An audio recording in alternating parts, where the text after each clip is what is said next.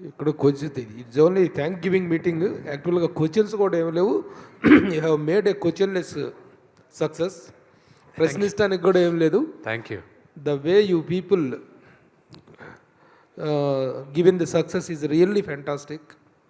I really congratulate the directors of such a lovely person, such a. ఎందుకంటే దీని మీద ఆయనకున్నటువంటి గ్రిప్ కంగ్రాచులేట్ చేయటం తప్పితే I don't have a question. Really hats off to you sir, directors of. అలాగే everybody, అంటే ప్రతి పాత్రకి ఒక అద్భుతమైన పర్పస్ ఉంది సినిమాలో. ఆ పర్పస్ఫుల్గా చేశారు. కొన్ని ఉంటాయి ప్రతి సినిమాలో ఉండేవి, మీరే అన్నారు కొన్ని ఉన్నాయి. కొంత లెంగ్త్ పాయింట్ ఆఫ్ వ్యూలో వాటిలో కొన్ని ఉన్నాయి. ఇవే మేము రివ్యూస్లో చెప్పాం. సినిమా చాలా బాగుంది, అందరూ గొప్పగా నటించారు. ఏ పాయింట్ ఆఫ్ వ్యూలో చూసుకున్నా కూడా వంక పెడతానికి వీల్లేదు. కొన్ని లెంగ్త్లు ఉన్నాయి ఫైట్స్ విషయంలో, వాటిల్లో అవి ట్రిమ్ చేసుకుంటే సరిపోతుంది అనేటువంటి రివ్యూసే మేము ఇచ్చాం. కానీ ఎంత తీసుకున్నావురా, నాకు మీరు ఎంత ఇచ్చారు Vishnu, what is that you have paid మీ?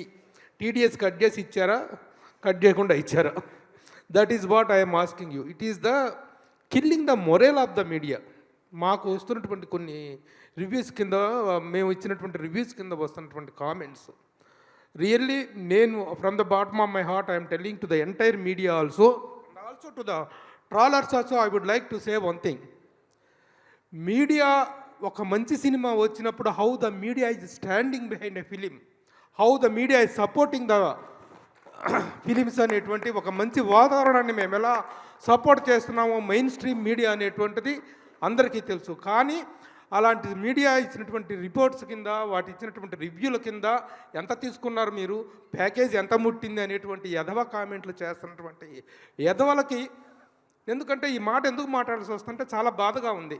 3-5 సంవత్సరాల పాటు ఒక సినిమా కోసం కష్టపడి ఎన్నెన్నో శ్రమ కోర్చి, ఎంతో వ్యయప్రయాసలు కోర్చి, throughout the film, throughout the 5 years of టైంలో ఎంతో ట్రాలింగ్కి గురై, వాళ్ళు ట్రాలింగ్ ఏంటి అసలు, సినిమాల మీద ఆ ట్రాలింగ్ ఏంటి, వ్యక్తుల మీద ట్రాలింగ్ ఏంటి, వాళ్ళ వ్యక్తిత్వాన్ని ఈ విధంగా కిల్ చేయటం ఏంటి, రివ్యూని మంచి సినిమాని ఎంకరేజ్ చేసిన మా మీద ఇలాగా బురద చల్లటం ఏంటి, all this non sense B stopped. ఇలాంటి ఒక నాన్ సెన్సికల్ ఏంటంటే ఎలా చెప్పాలంటే, ఎలా తయారైందంటే సోషల్ మీడియా అనేటువంటిది, మంచిని గురించి మంచి చెప్పినా సరే ఆ మంచి మీద కూడా బురద చల్లి, ఆ వ్యక్తుల మీద బురద చల్లి, ఎవరి వ్యక్తిత్వాన్ని ప్రశాంతంగా ఉండనిటువంటి వాతావరణం ఉంది. కాబట్టి I'm requesting the trollers and everybody, ఒక మంచి సినిమాకి మేము చేసిన మంచి మీడియా చేసినటువంటి దీన్ని, ఆ మంచిని మీరు అభినందించకపోయినా పర్లేదు, మా మీద బురద చల్లకండి, చేసిన వాళ్ళ మీద, వాళ్ళ ప్రయత్నం మీద బురద చల్లదని చెప్పి ఐఎమ్ రిక్వెస్ట్ చేస్తున్నాను sir. That is what I would like to say, that's all.